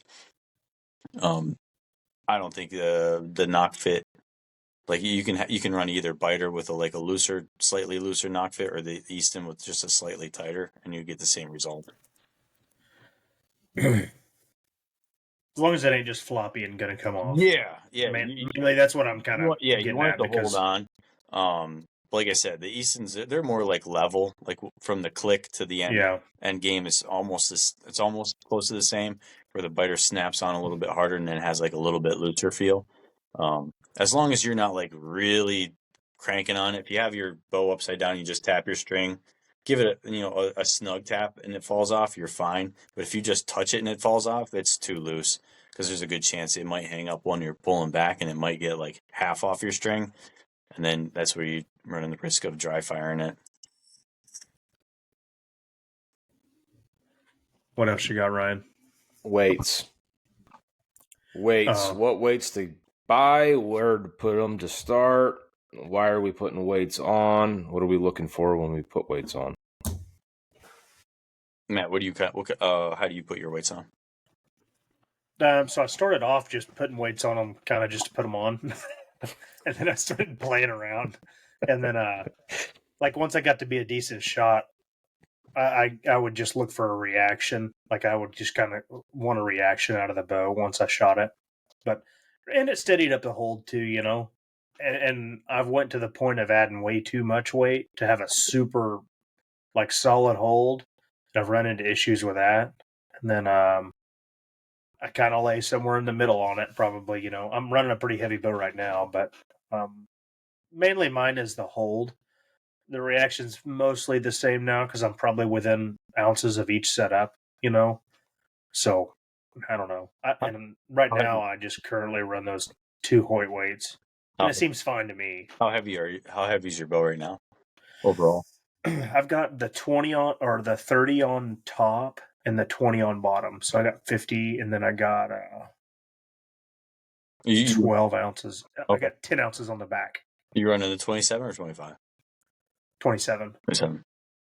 All right, so you're it's a heavy bow. That's heavy. You're over 7 pounds then, 7 probably, 7.5. Yeah, I've never weighed it or anything, but that's probably about where I've always been, really. Just being able to move that around, and seems to be helping a little bit. That's not Spanky weight or Hoang's weight. No. Lightweight. Holy crap. Yeah, no. He was double stacking 40s and 30s. I seen that. There's no way that went through a ring. Tight. Yeah, I don't know. Tight. I don't know. What are you looking for? Are you looking for a reaction, or are you looking for a hold? It's close to the same. You always hear people. You always hear people. They're like, it's just, if I put the weights like this, it just jumps out of my hand. And there's you don't hear a conversation about. Mine's usually the same. Both reaction and hold. So I will spread the weight out to get the same reaction if I need, like, so let's say I'm running whatever, for instance, a 20 and 20, right? Rarely do I run anything on top. Once in a while I'll run something on top, but not very often. Say I'm running a 20 and a 20, but I'm holding more weight. Say I increase my poundage to shoot outdoors, I might need to up that 20 and 20 to get the holding weight and the overall mass to kind of balance. Like a balance. Yeah. So if I do that, then I might need to do like a 30 and 30, or like a maybe a 20, and then I might have to run like 10 on top or something to get to maintain that same reaction, and still get that nice hold, the tighter hold, because there is going to be a balance where that hold is going to slow down. It's the movement of your aim is going to slow down. Like if I go too light, the hold is kind of fast. It moves a lot. The same thing if I go too heavy, I'll struggle trying to keep that point up, but it'll also move kind of like it'll have a big arc to it. But if I get that closer and closer to where my ideal point is going to be. It's going to slow down, and it's going to be the smallest it could, smallest my aim is going to be for the day. But yeah, there's always that good balance. I've shot some good scores with no weight when I was hurt, but man, it was a struggle to shoot because the balance and the hold was kind of a little bit erratic. Right. And there's no there's no secret sauce to weights either, like a brass weight or a stainless weight. They're all going to be the same. There are ones where you can put like the Hoyt weight's got some spheres in it, or you got the ramrod's got the powder in it. They'll take out some of the dampening a little bit too. But other than that, don't overstress if you got to get like stainless or brass. Just get whatever you think looks cool and makes you happy. Yeah. And if you're on a budget, you can get right at Lancaster has those X spot weights. I think they have like 3.5s. I used to, before Eric started making any weights, I was shooting X spots. Yeah, and I've got some in old old Spigarelli weights I had laying around. Yeah, yep. And then recently, when I was messing with my Hoyt stuff, I ordered a bunch of 2-ounce weight from 4-ounce from Sure Shot, and that's a really good, super budget, good price, cheap stuff. Looks good. And you can get different. I think you can get 1, 2, 3s, and 4-ouncers, and then you can get different size screws for them, and then you can stack. Or stainless. Yeah, and black. Yeah, you can get them powder coated black or whatever, or stainless silver, and it's pretty cheap, and it gives you the ability to start playing with a bunch of, maybe you don't want 12 ounces and you want to try 10 ounces without buying. It's just a way to keep price down and figure out what you like.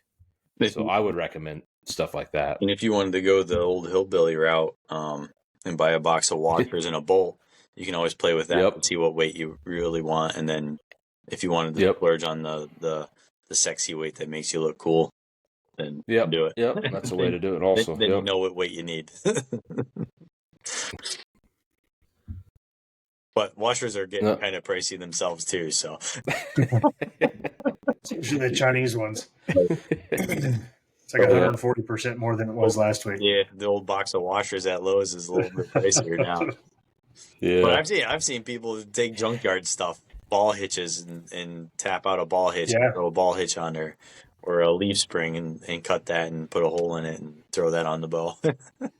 Yeah, I've seen all sorts of messed up stuff, but hey, it works. It works. Weight's weight. It doesn't matter what it looks like in the end. Yeah, I agree. But, all right, arrows. But if you want that dragon weight, man, get it and put it on. Yeah, man, I was looking at those things the other day. I was cruising. I was looking at something else, and what are you talking about? I can't remember. And Gilo's got a bunch of dragon weights. They have a bunch of different versions now, and looks like a dragon. They're expensive. I can't believe how much money the ones is. Wow. Anyways. Oh my god. So you should put one of those on your mouth. So originally he started making them way back where they were, if you shot a Gilo and you shot like the highest 3 scores in the world that year, he gave them out as prizes for those shooters. Mm-hmm. That's how it started. And then there was a decent amount of demand for them, so he started producing limited amounts every so often. Yeah, I think he's got different. He's got some versions now that fit those tunnels in that new riser. But anyways, all right, arrows. This is gonna be a tricky one. Oh yeah, it's a tough one. Yeah, let's go 50 meter. I'm getting into Barebow, and I'm gonna come shoot 50 meter and beat Demmer. Well, I think that's pretty easy nowadays. Everybody's doing it. But I would say my suggestion for everybody is if you want a one size fits all, a jack of all trades, it'll be a master of 50, and it'll be okay at everything else. Is just get a 166.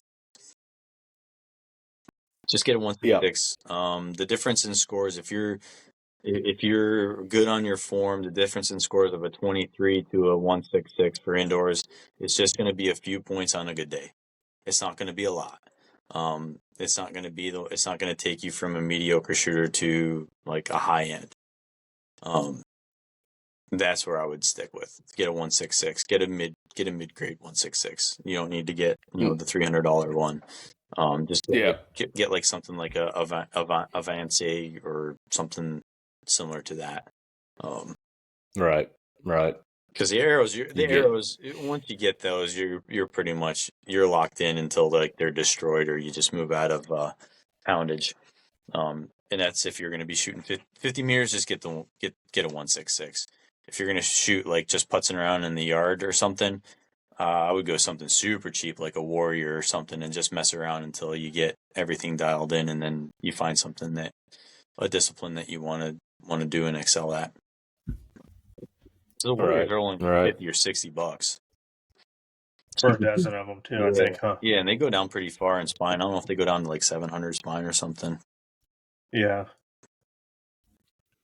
So like, all right, let me go through here. They're not going to be I end up shooting those. They're not going to be the straightest arrow in the world, but straightness is overrated for the most part, as long as the spine is consistent. Yeah. Yep. So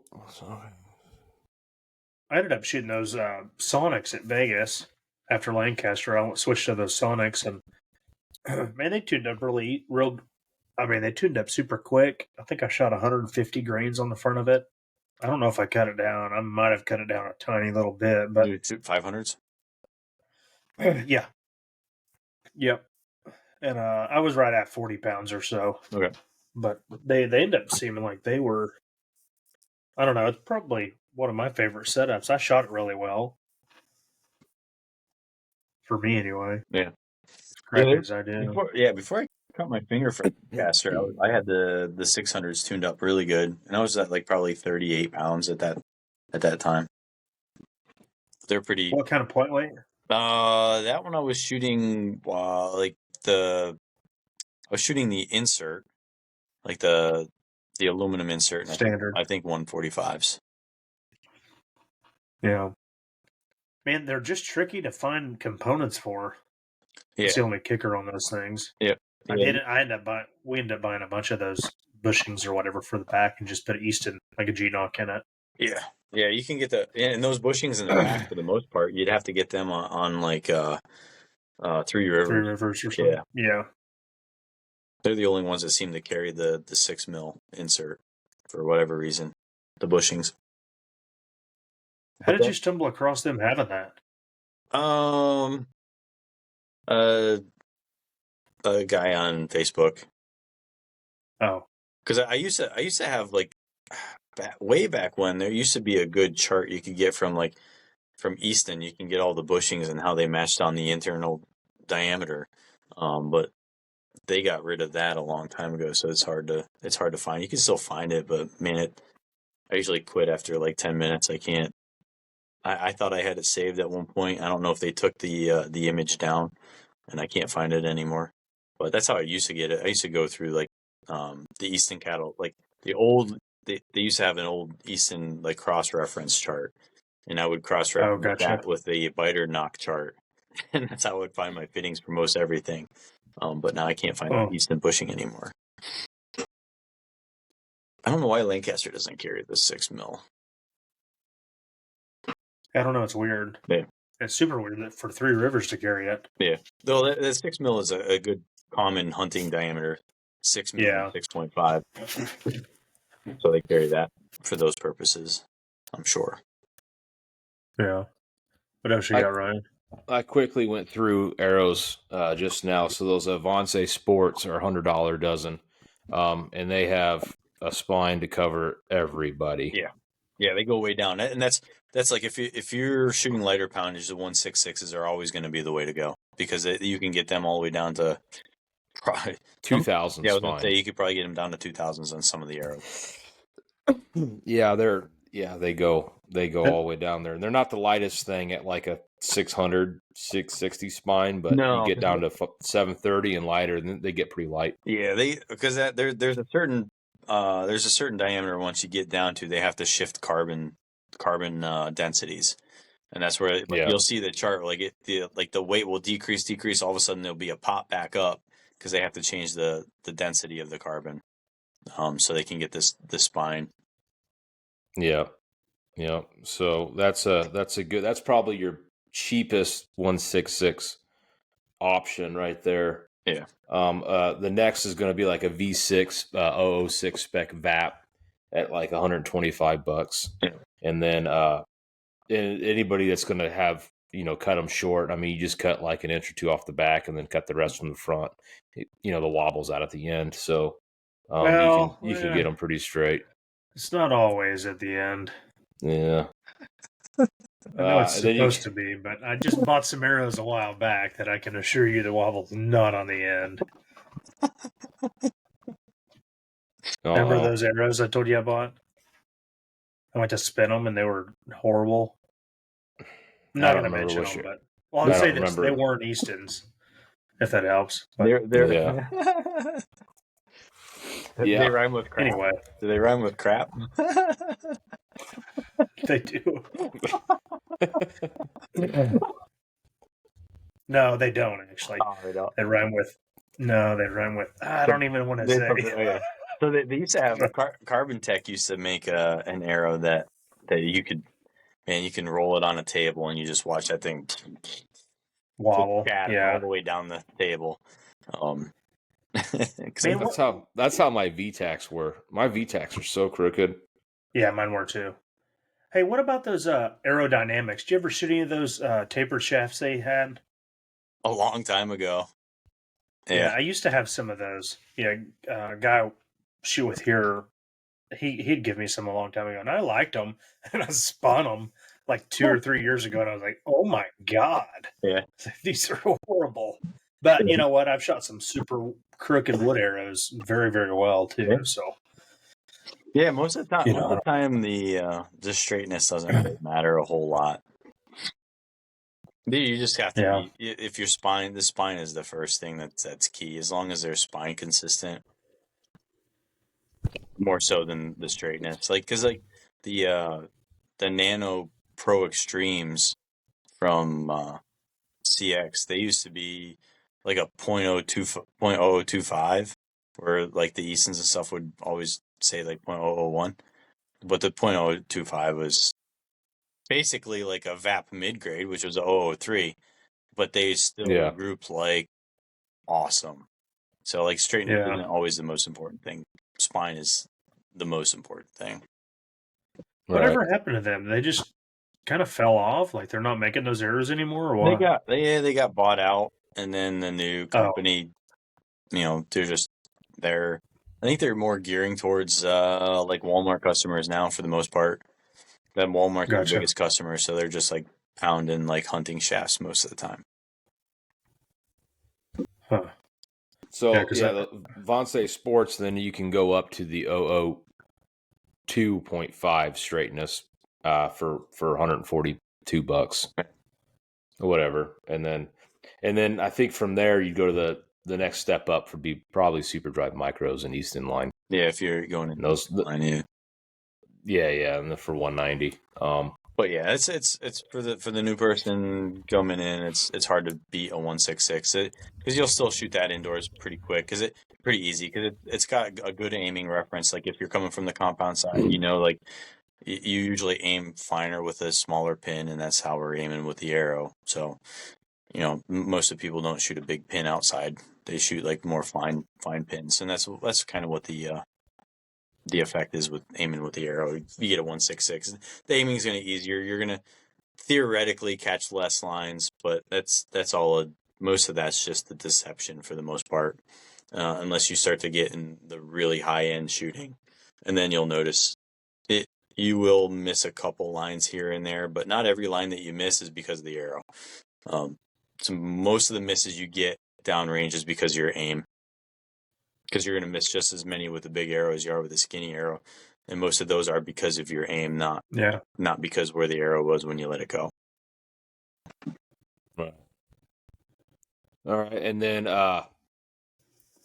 spin wings of some sort. Pick your favorite brand. Oh yeah, outdoors. Pick your favorite. If you're just sticking with like 50, go with something kind of smaller. If you're gonna if you're gonna do it for a field or something, go with something medium. And if you're gonna go indoors, go with something big. That's easy. You already talked about Knox. It's going to be hard to, everybody, the spine question always pops up. When you shoot 42 pounds outdoor for 50 meter and you're shooting an all carbon parallel shaft, Emmer, what spine you shooting? I'm going to be 42 pounds. I'm probably going to be plus or minus in that 650 range, depending on length and point weight. Sometimes I'm a 600, sometimes I'm a 700. But that's usually where I was with a straight parallel shaft. Where are you at, Matt? 570, right at 40. Oh, well, that's with those parallel pros.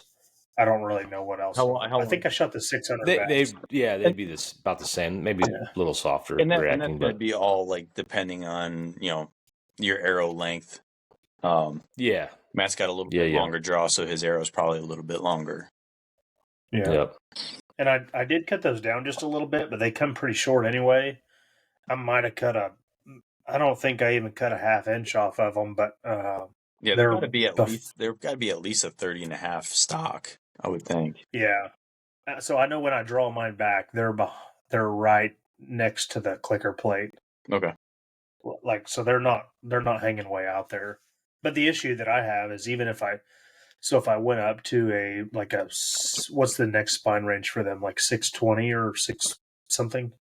Yeah, 620. Okay, so if I went with that, the issue that I end up having is that arrow's so far back, like near my plunger, that it'll cast a big shadow on it. Yeah. A lot of times, and it'll kind of it's kind of weird. I don't know. And those are little issues. Probably not many people are going to have really. So. Yeah. That's going to come down to what if you need distance, you're going to have a shorter arrow. There's a lot of things you can get around with it, but a lot of times people have to run a short arrow to get distance. Ideally, I'd like to have a little overhang, so I will see the arrow better in most lighting conditions. But if you get it where your riser is hiding a lot of the arrow, then you can run into like a dark light situation where like you don't see it, or you have a hard time seeing it. All right. So you maybe an inch longer than the riser, something like that. In an ideal situation for me, yes. 3D, that's usually not an issue because I don't need distance for 3D. I used to my favorite setup I shot in the past was a Nano Pro Extreme. That was probably an inch past the riser, so I see it in all lighting conditions. Yeah. What are you shooting right now? Or are you shooting any 50 meter? Or what are you shooting? I'm not shooting right now. As soon as my fishing trip's done, I'll get back to shooting. So if it was, you're gonna be trying. I was messing around with the 50. It all depends if Frank's place is gonna get something set up down by him. I don't know if they're gonna get any shoots because there's no other close shoots for me. The closest one would be Lancaster, and that's 3-hour drive to shoot. One round and then drive back. So I got, 6.5 hours of driving to shoot one round. So it's oh yeah, not that fun for me to want to do that. No. So if they get something situated with Frank, I'll do that. But I gotta set something up for field nats for NFAA. So we gotta shoot was it something like 24 feet or so to 80 yards. So I gotta get that set up. Oh, that'd be cool. So a chance. Are you going to outdoor nationals? No, I'll be good. I'll just be doing the field nats and gotcha. And IBO championship. Cool. I may end up going to one of those IBOs. I don't remember. I guess they're putting something together. Dwayne is with something. I might end up going to one of those. I've never been to one. I thought it'd be kind of cool. It's different. It's just it's unknown. So you just gotta start practicing. Yeah. Bring the rangefinder. I'm not going to practice. Trees. I'm not going to practice it at all because I suck at it. I suck at judging. That's why I have a rangefinder. Yeah, for that. I don't like playing 2 games. Well, for that, I'll shoot the same arrow for 3D as I will for field, just because I have to go field. So, it'll be the same. It'll probably be like an ace. I don't know, what spine do I have? Yeah. Do you remember? It's 570. I think you got 520. 520s. 520s, 570s. I don't know. Whatever. Maybe both. Whatever. Maybe both. No, I only have one set.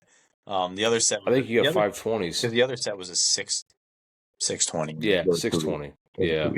Well, like when I bump the knock and pull back, I mean my arrow tip is way inside my riser right now, and it's interesting because if you find the node and then you find all mine have flat spots.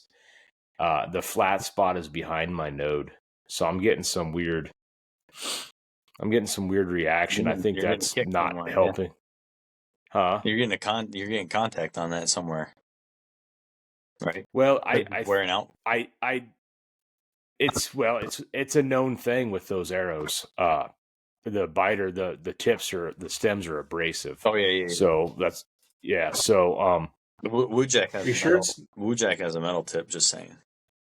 I know. And if I wasn't pushing center shot so much, most people just stole the AAE pin and throw it into biters. But it's the length of the black pin, and I can't push center shot. I have to get a longer biter barrel to do that, and I don't have. You'd have to figure out what carbon size that is on the AAE. You can cut a new carbon and fit it in there. I used to know a long time ago, because it's just a carbon tube. You can just get it, whatever carbon tube that is. And no, mine has a whole aluminum end that fits the spring and everything.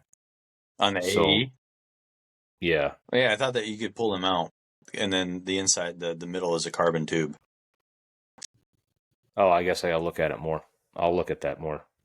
Yeah, if I can do something, because I need that metal tip. Yeah, I think that's what it was. There was a carbon tube. You can make them. You'll have to get a longer carbon. Okay, I'll dig into that. Yeah, because all mine are getting flat spots. Well, that flat spot's behind the node, and I just can't help but think I'm getting some sort of a weird front kick tune. Weird. I don't know. You know what I'm fighting this tune. What's that? I bet it's. I bet it's that your arrow is 13 inches long.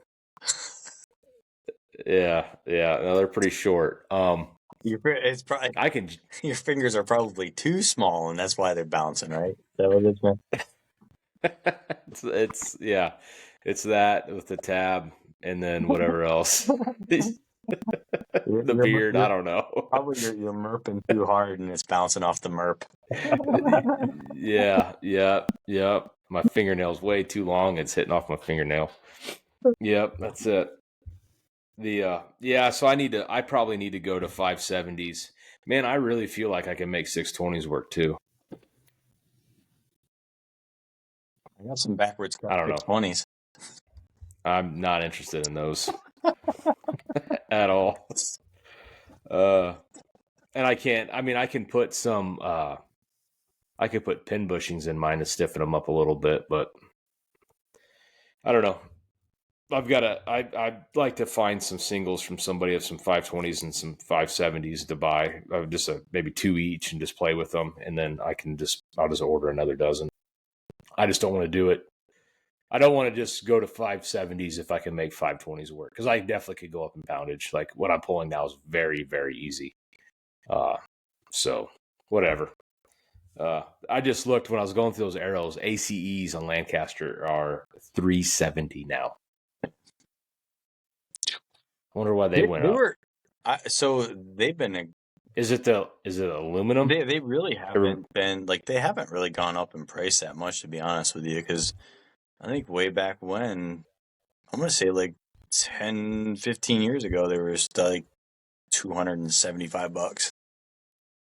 Yeah, they were they're 350 when I bought them in the fall, and they were 350. Yeah. And then now they're 370. So that's a bummer. U.S. is turf in the U.S. Yeah, well, it's weird how those went up in price. Why would those go up? Unless We're tariffing ourselves. Can't find workers. Yeah. Can't find people willing to Yeah. work. Yeah.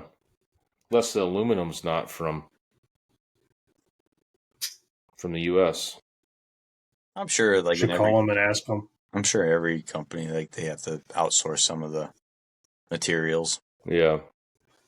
Yeah. Anyways, so that pretty well covers arrows. That'll get everybody going. We got to tune them in, Johnny. So it's just a quick generic tune to start with, or like some kind of grammar. Yeah. I'm just going to listen on this one because I still don't know how to do it. We're not going to touch indoor because it's not indoor season anymore. Let's somebody's going to let's just do a quick 50-meter tune. How do you get started on that? Well, most of it'll fit most of it anyway. Well, I just say you got a 70-inch bow. My starting point is throw the brace at 9 inches. If you got a side to side rest, throw it at if you measure from. I always just measure. Find something consistent to measure. Don't measure on the bottom of the wire because the bottom of the wire is going to change. If you have a fat arrow, skinny arrow, that's always going to move. So keep it on something on the plunger. I measure to the top of the plunger. Some people measure the middle of the plunger. Some people measure bottom of the plunger. So I keep it simple. I measure the top of the top of the plunger, and just go with 5/8 inch from the top of the plunger to the bottom of the top knock for a side to side rest, and that'll get you a good starting position. And a lot of that knock height is going to come from what arrow spine you're using and how much poundage you're pulling. Generally, the lighter the poundage, you can get away with lower knock height. Heavier poundage, you need a higher knock point because just the way the arrow pressure is on the rest. The higher the poundage, the more force it's going to put on the bottom of the wire, and so you need to run it just to keep running a little bit higher for more poundage. Center shot, I usually just if I'm shooting a 1.66, I'll start it dead center and just see where it hits, and then just adjust because the center shot a lot of times is just going to depend on what your finger pressure, how your fingers come off the string, and it's going to determine where your anchor point is reference to your eyes, and if you're head tilt or whatnot. There's so many variables on where you need that center shot. I've shot ones on my high anchor because I was further out on the face compared to now here. I'm more centered, but before I was back here, because I never shot anything far, so I kept everything higher up, so I can get point on at a decent indoor arrow at 20 yards. I can get point on, and for 3D at 30 yards, I can get point on with a lighter arrow. So this being out here, I needed a further center shot. I would run. It was so weird. People just look at it and make fun of it, but it's still tuned. It still shot great. I shot a 23 diameter arrow, and I had a full arrow width outside of center shot on a 23. I've had my nanos for field. I've had them pretty much 3 to 4 arrow lengths widths outside of center shot for my field tune because that's where my anchor point was. And then the more I come in line here, the more closer I am to center shot. So I would say just put it in the center, see where it hits. And if you're hitting way left on an arrow that looks like it's flying really good, just push it. For spring, just to start it out, I would either run a weak spring, if you have a biter, to give you a reference on a biter, because I know the biter's kind of inside and out. Put the weak spring in, run it at the mid setting, so there's going to be a little line in the middle where it says number 5. Put it right on number 5, or you run the medium spring and go 2 turns in from the minimum and just start there and see where it hits. And if you're hitting way inside and the arrow looks like it's flying good, just push the center shot and just go from there. That would be my baseline tune, just to see, because you can't tune a bear shaft if you're not coming close to hitting the middle, because it's just going to skew everything so bad. It's not even worth it. You need to hit a line somewhat before you can start tuning. Right. Right. I run into that. I had some people say that, you put your arrow, that half shaft out or whatever, that textbook deal, and then that's it. And if you don't hit there, it's because your spine's wrong. And I said, no, that cannot be further from the truth. That is just how you're seeing things. The half shaft out is for Olympic with a sight. Yeah, and they move the keep in sight. mind, most of those Olympic archers, most of them, the string's here. So Yep. on most faces, it's going to be almost within a millimeter. It's going to be the same exact spot every single time for almost all the archers. With barebow, like we're not anchoring here, so we're not anchoring here at the same spot every time. We're like sometimes we're here, and then you have people like Fawn, where I don't know if she still does now, but she used to be like way up here, and so you have like all these crazy different angles that you were dealing with. That's going to be very, very personal on what you as an individual need. So don't think that you're going to be straight down the book. It's not going to be. Yep, I agree. And then just you just go to, you get that hitting down the line, you just go to like maybe 20 meters, 30 meters, start your bear shaft there, and then work out, or what do you do? For me, I go to like 5. I start really, really close, and I'll just put two little circles on the target side by side, maybe 2 inches apart, so I'm not smacking arrows. And I'll shoot a bear shaft at one and a flesh shaft at other, and then I'll go down range. I'll look at the height from the side view, see if how the knock's kicking. If it's high, then if the knock point's high, then I gotta lower it. If it's low, I gotta raise it. And if they're both going in straight, then I don't have to do anything. But if the bear shaft's kicked, then I'm gonna have to adjust that, weaker or stiffer. But the idea is 5. If I can get, and I'll shoot like my mid crawl. Like if I'm shooting 50 meters, I'm going to do this at 5 yards or 5 meters aiming at the dot, but I'm going to shoot like against the knock. So I might be aiming at those 2 little dots, but they're going to be hitting way up higher. But then that's where I'm looking at the arrow and how they're hitting. And then if I'll get them really close that way, and if I get them pretty close, then I'll start doing some walking, exercising, and shoot from further away. But I'll do them really close at first. Do you shoot bear shafts at 50? I don't. You don't? I don't. Yeah, I don't really. I'll shoot them like if they're shooting really good at 30 and they're going straight with the fleshed at 30, there's no reason for it to not go straight at 50.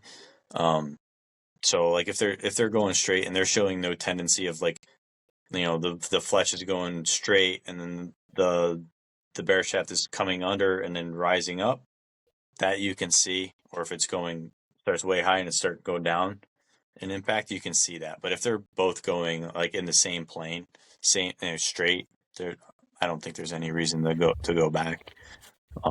Okay. Especially if I'm shooting expensive arrows, I don't really want to fuck one. Yeah.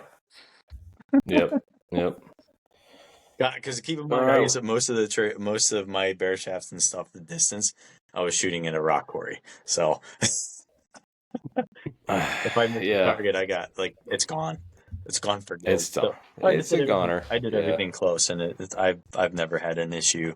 I've never had the reason to fine tune anything really far. I just, at that point in time, I just go to straight shooting scores, and I'll make micro adjustments, poundage, go up, see how the scores, if they're trending better, then I keep going. If they're trending worse, I put it back. Then I go in the reverse order. If they trend worse, then I go back. If they get better, I keep pushing that same linear line. Same thing with center shot and tension. I'll just make micro adjustments and just keep shooting scores at that point. Because a lot of times when you find your most forgiving setup for score-wise, sometimes isn't the perfect tune. They'll probably be close, but it's never going to be like, it usually rarely is the perfect tune. Right. What about for 3D field? And that, all that same it's all the same. It's basically all the same, except for the distance is just going to change. Like if I'm shooting 3D and I'm shooting most of my targets are 20 to 30 yards, then I'm just going to set it up for 25 and tune it for 25. If I'm shooting NFAA field, I'll probably tune it for like 40. If I'm shooting World Archery Field, I'll probably tune it for 27, so 30 yards. And I'll do the same thing, but that's going to be my starting point is whatever the mid distance on average shot's going to be. That's where I'll tune it for. Yep. And then the rest gets more complicated for like, Yeah, 3D and field. We don't need to go into that. That'll be a whole nother subject another time. All right. But surely you can't need any more new stuff. But yeah, but basically it's just keep it as simple as you can. Archery is a simple game. You don't have to make it too complicated. You don't have to be a rocket science to shoot good scores. You just have to be smart about it. Just make sure your tune's good. The arrow's not like wiggling like crazy. You're not getting contact. Most of that point after that is it's all on you to be a better archer, to be better consistent form shooter. All right. And you don't need perfect form. You just need to be consistent at what you're doing. Yeah. Even if it's wrong, as long as it's the same way. Consistent wrong is still right. Yep. Yep, sure is. What else you got? That's it. I've run down my list. This was a long one here, huh? I don't know. Yeah, almost. What time is it where y'all live? 10:30? 10:30 almost, yeah. Yep. I'm super old. I got tired like an hour ago. Yeah. All right. Well, hopefully that helps wasn't people. A bingo night for you. Yeah. It's tomorrow. Ours were always Thursday night. Tomorrow. Is that still a thing, bingo? Yeah. Usually at the VFW. I think they have like chicken foot contests here or tournaments or something. I don't know. Cow patty contests and stuff. Dominoes. Yeah. Frog gigging. See how far you can get.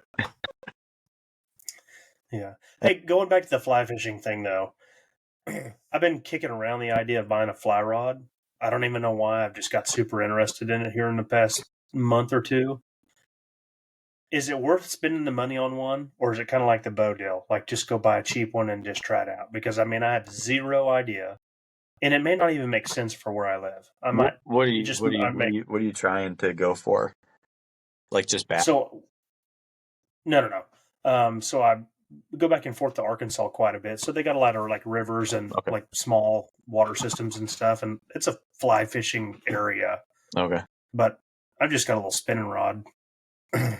But I've it's just intrigued me, the fly fishing thing. And I don't know if it's worth jacking around and buying like a nice, like a middle of the road one, or just a super cheap one, or what? Yeah, it's kind of like archery. It is. There's a lot of good parallels in that. You can get a very cheap rod, and it'll work. But if you get a mid-grade rod, you'll be like, "Oh, why did I buy that cheap one?" Yeah, so it's worth spending. But the difference between a mid and an upper is very, very smaller. It's a lot smaller than a cheap one to like the mid. Okay, so what about like the little Orvis package deal thing, like the 5-piece? Is it a 5-weight? It comes in a little case. It's like maybe $200, $220. Is that crappy? It'll be all right. It's just like arrows. Like the cheaper arrows, they use cheaper carbon, heavier carbon. Yeah. And then the mid stuff starts using the better module carbon, lighter, quicker responding carbon. So that's where the big difference is. Yeah, see, because I used to be super heavy into bass fishing, and everybody got super technical on their like Loomis rods versus Falcon or whatever, And I didn't ever get super technical on it because with bass, most of the time we shallow water fish here anyway. Yeah. But so it didn't matter really. But I guess it does matter more probably in the fly.